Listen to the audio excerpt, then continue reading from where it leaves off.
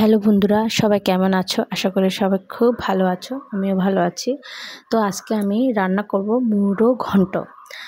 তো সবার প্রথমে আমি মাছের মাথাগুলোকে ভেজে নিচ্ছি। একটু ভালো করে ভেজে নেব।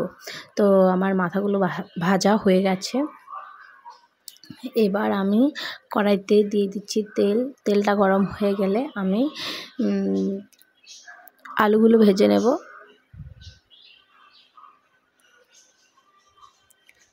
তো এই যে আমার আলুগুলো প্রায় হয়ে গেছে।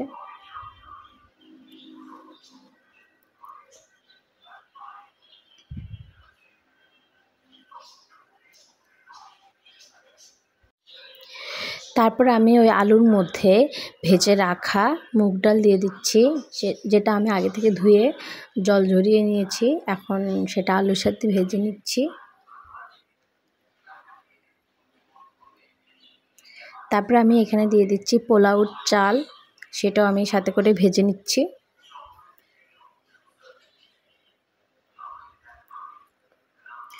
তারপর আমার ভাজা হয়ে গেছে। আমি আলু, চাল, তারপরে ডাল সব উঠিয়ে নিয়েছি। তারপরে আমি এখানে দিচ্ছি জিরে ফোড়ন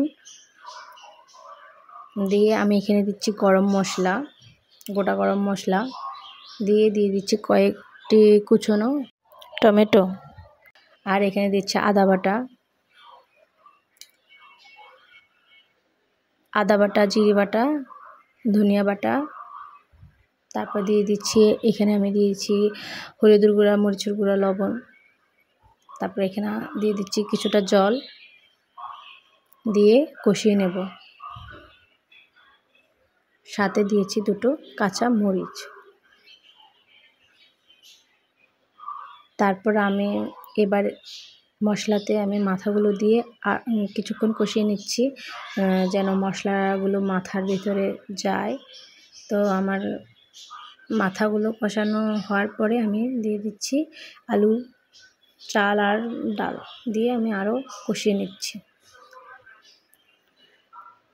কষানো হয়ে গেছে, ঝোলের জন্য জল দিয়ে নিয়েছি।